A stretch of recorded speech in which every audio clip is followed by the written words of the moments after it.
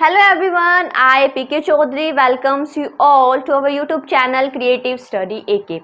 So guys, हमने start कर रखा है सॉलिड स्टेट ये लेक्चर नंबर 5 है।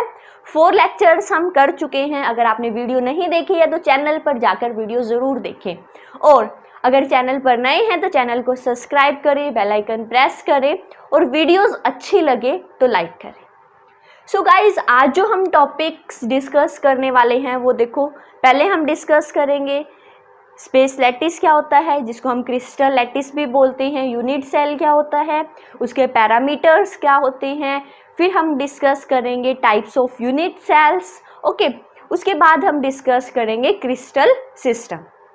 ओके, तो हमारे ये जो टॉपिक्स हैं छोटे छोटे टॉपिक्स हैं बट बहुत ज़्यादा इम्पोर्टेंट है।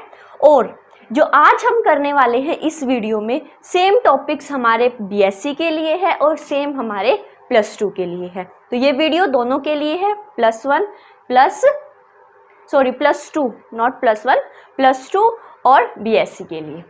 ओके, सो सबसे पहले हम डिस्कस करेंगे स्पेस लैटिस बोल दो या फिर उसको हम क्या बोलते हैं, क्रिस्टल लैटिस। दोनों नाम से जाना जाता है, दोनों आपको याद करने हैं।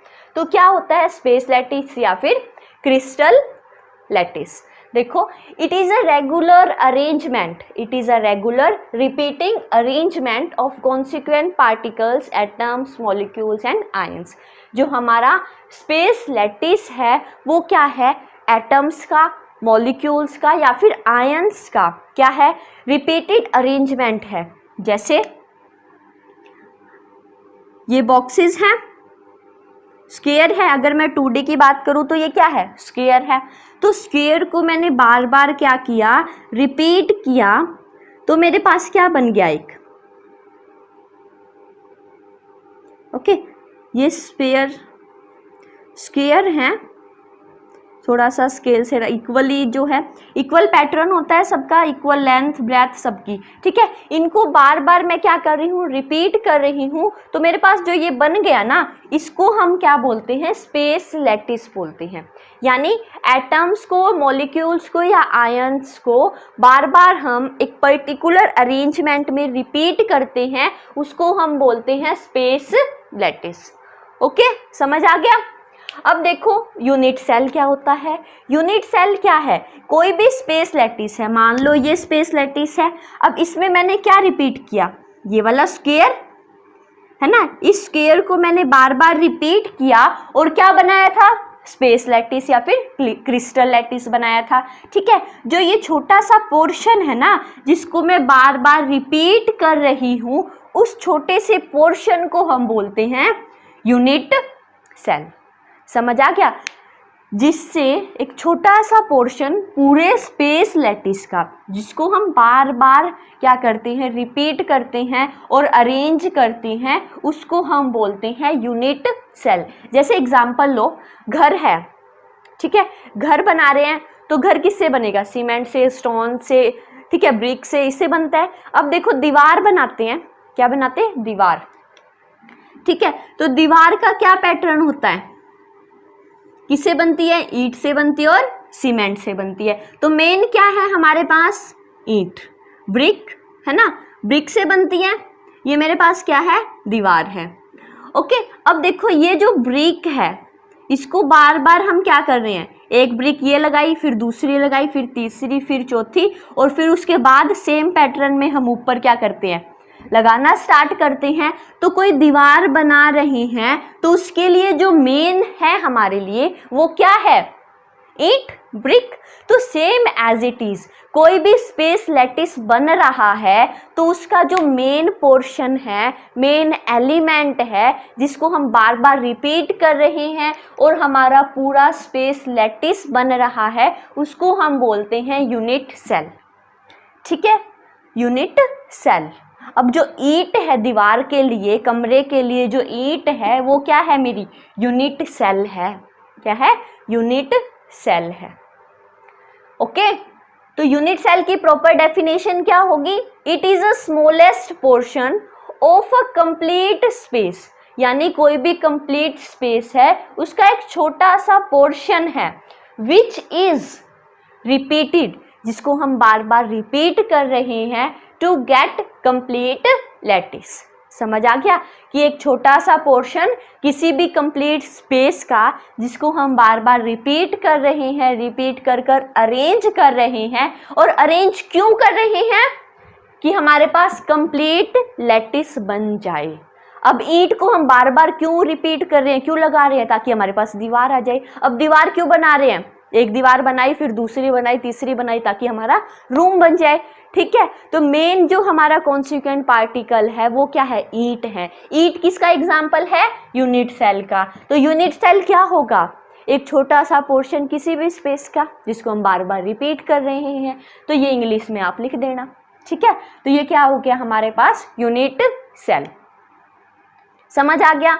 स्पेस लैटिस क्या होता है? जो यूनिट सेल्स को बार बार, एक स्मॉल पोर्शंस को बार बार रिपीट करते हैं, जो पूरा हमारे पास स्ट्रक्चर बन जाता है, उसको हम क्या बोलेंगे? Space lattice. यूनिट सेल से भी इसको एक्सप्लेन कर सकते हो।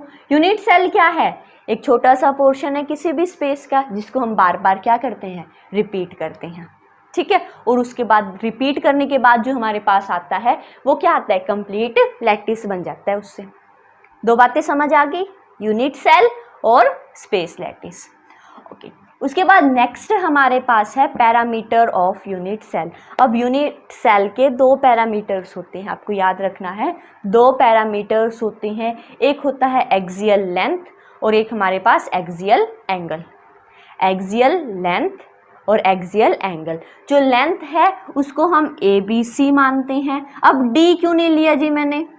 कईयों के दिमाग में आएगी कि ABCD, ठीक है, ये क्यों नहीं लिया D? D क्यों नहीं लिया? क्योंकि हम 3D की बात कर रहे हैं। 3D में 3 एक्सिस होती हैं, X, Y and Z axis. ठीक है, उनके एक्सिस 3 हैं तो 3 ही लेंथ होगी। उनके एजिस हम लेते हैं तो उसके अकॉर्डिंग हम लिखते हैं। ठीक है, तो ABC हमारे पास एक्सियल लेंथ हो जाएगी और इन एक्सियल लेंथ्स के बीच में जो एंगल होगा वो क्या हो जाएगा? अल्फा, बीटा और गामा, जिनको हम बोलते हैं एक्सियल एंगल्स। तो क्या है? दो पैरामीटर्स हैं, एक्सियल लेंथ और एक्सियल एंगल। समझ आ गया? पैरामीटर्स क्या है यूनिट सेल के? दो, एक्सियल लेंथ और एक्सियल एंगल।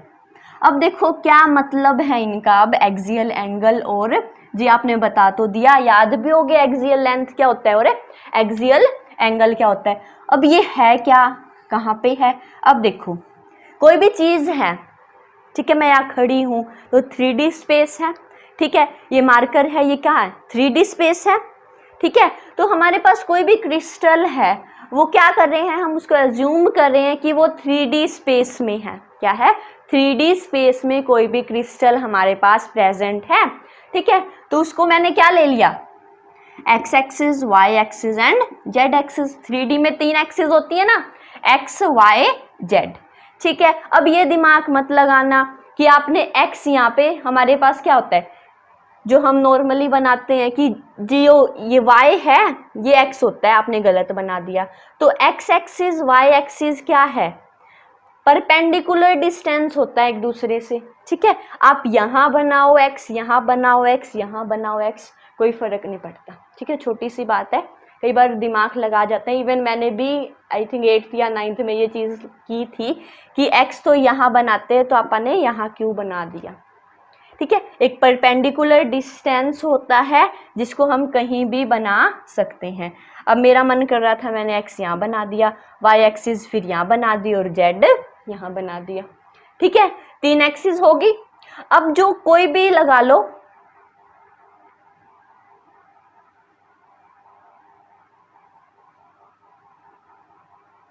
ये मेरे पास क्या है? क्रिस्टल लैटिस है। ठीक है, क्रिस्टल लैटिस है।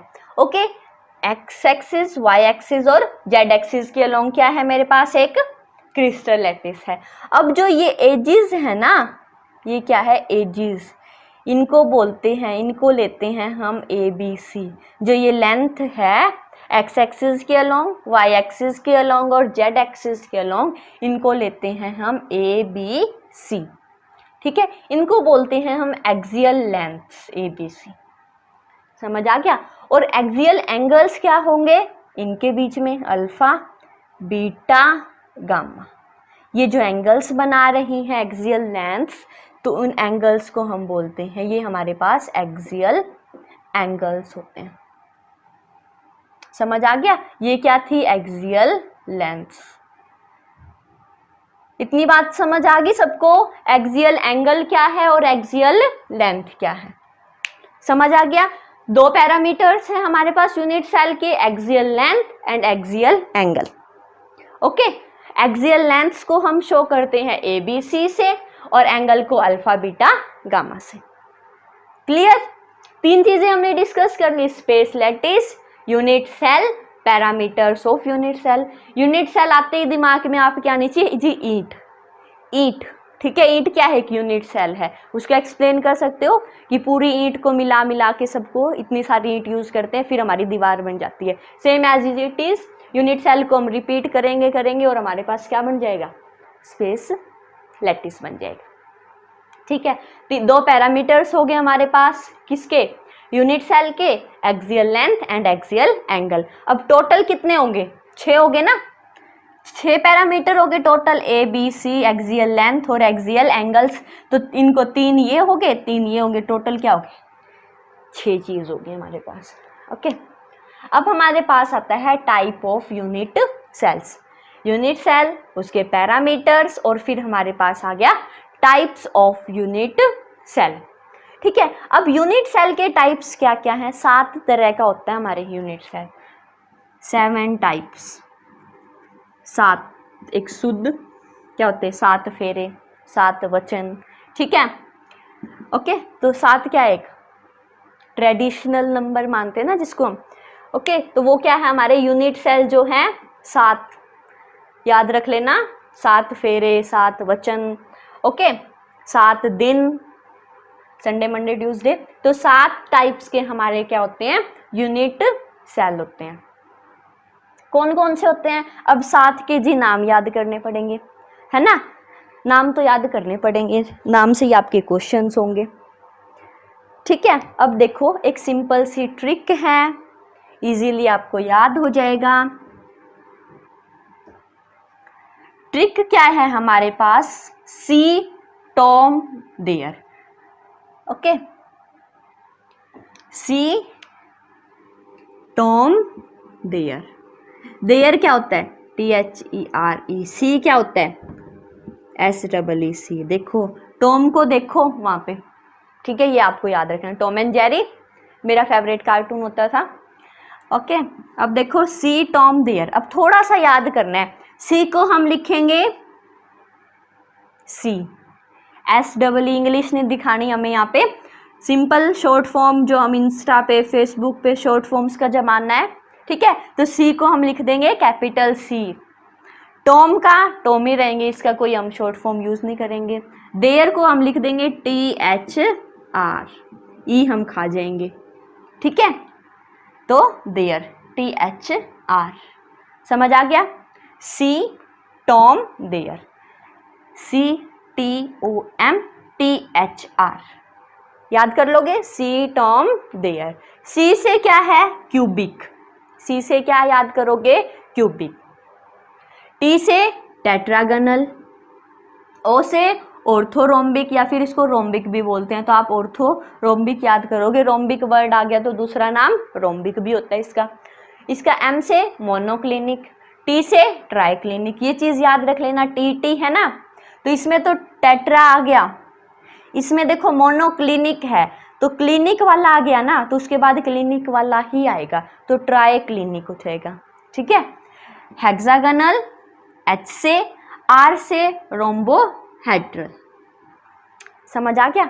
C से क्यूबिक, T से टेट्रागनल, O से ऑर्थोरोम्बिक, M से मोनोक्लिनिक और T से फिर ट्राइक्लिनिक, क्लिनिक क्लिनिक साथ साथ, H से हेक्सागनल, R से रोम्बोहेड्रल। हो गया ना? 1 2 3 4 5 6 7, ये 7 क्या है हमारे पास? यूनिट सेल्स हैं।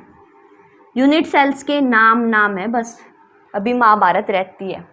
ओके, इतना समझ आ गया। इसके बाद हम क्या करेंगे, इनको अकेले अकेले की प्रॉपर्टीज और एग्जांपल्स याद करेंगे कि इसकी क्या कैरेक्टरिस्टिक्स है, इसकी क्या है। एक्सियल लेंथ और एक्सियल एंगल जो हमने इतनी पढ़ा था ये कहाँ यूज होंगे, ठीक है। अब देखेंगे हम टेबल।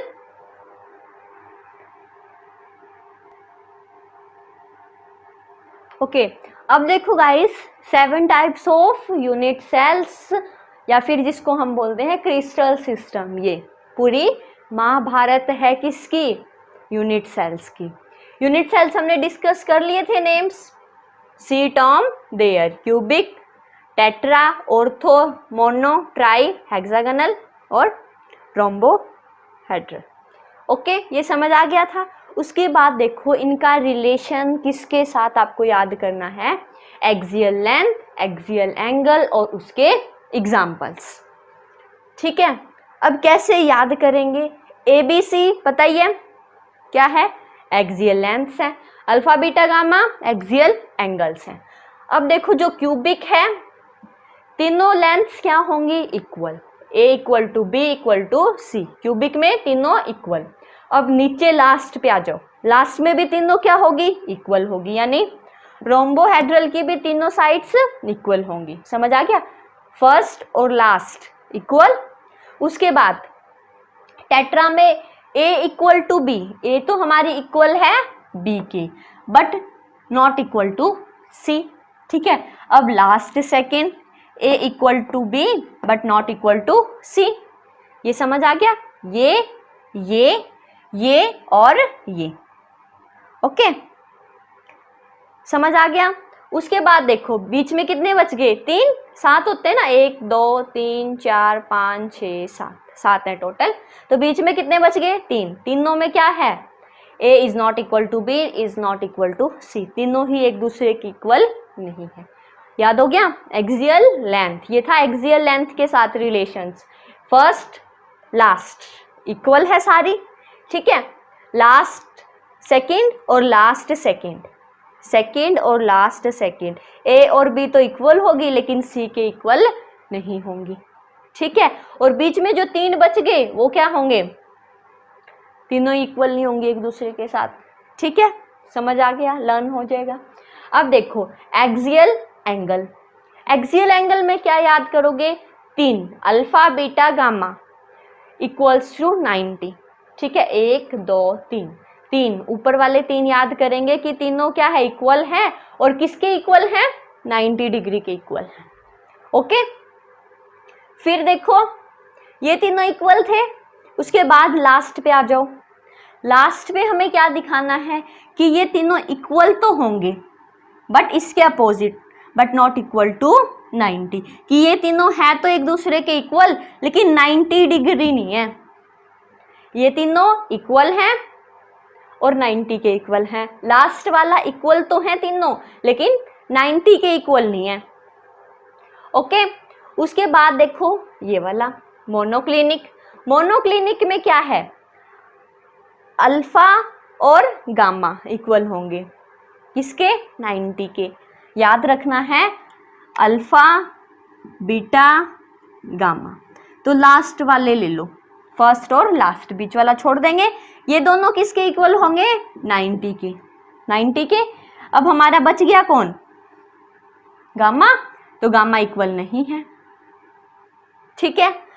अब बीच वाला जो केस है इसके नीचे आ जाओ, लास्ट सेकंड, लास्ट सेकंड में क्या है, जो बच गए ना, इन दोनों का पेयर किया था, अब इन दोनों का पेयर करेंगे, ठीक है। अल्फा कहता है मैं तो रहूंगा ही रहूंगा, पहले किसके साथ, गामा के साथ, फिर बीटा के साथ। अल्फा और बीटा इक्वल होंगे 90 के, लेकिन गामा बेचारा रह गया इस बार, वो इक्वल नहीं होगा। किसके इक्वल होगा, 90 के इक्वल नहीं होगा, लेकिन किसके इक्वल होएगा, 120 के। ये थोड़ा सा आपको याद करना है। और जो बीच में ये भाई साहब बच गए, ये कौन से हैं, ट्राइक्लिनिक, ये कहता कि मैं तो क्या है, अनइक्वल, अल्फा बीटा गामा भी अनइक्वल हैं और 90 के भी अनइक्वल हैं। समझ आ गया, ये थोड़ा सा आपको याद करने में प्रॉब्लम हो सकती है। 3 आप याद रखोगे, इक्वल होंगे तीनों और 90 के इक्वल भी होंगे। फिर हम लास्ट वाले पे आएंगे, लास्ट वाले पे क्या है, अल्फा बीटा गामा तो इक्वल हैं लेकिन 90 के इक्वल नहीं है। ओके, अब देखो क्या है मोनोक्लिनिक। मोनोक्लिनिक में क्या किया, अल्फा गामा तो 90 के इक्वल है, बेचारा बीटा रह गया। अब ये कहता कि मैं रह गया, अब नेक्स्ट में मैं आऊँगा। लास्ट सेकंड देखो, बीच वाला छोड़ देना एक बार। अल्फा और बीटा 90 के इक्वल हैं, गामा 120 के इक्वल। और ट्राई क्लिनिक आप याद कर सकते हो, क्या है ट्राई क्लिनिक। और एक हमारा स्पेशल केस है क्यूबिक। देखो क्यूबिक में क्या है, एक्सियल लेंथ भी इक्वल है और एक्सियल एंगल्स भी इक्वल है। तो सबसे ज़्यादा जो सिमिट्री शो करता है वो हमारा क्या है, क्यूबिक। सबसे ज़्यादा सिमिट्रिकल जो हमारा होता है, मोस्ट सिमिट्रिकल जो हमारा होता है वो क्यूबिक होता है। क्यों, क्योंकि इसकी एक्सियल लेंथ और एक्सियल एंगल इक्वल होते हैं। ठीक है, अब ट्राई क्लिनिक को देखो। ट्राई क्लिनिक में ना तो एक्सियल लेंथ इक्वल ना ही एक्सियल एंगल इक्वल होंगे, ये ऐसे याद कर लोगे।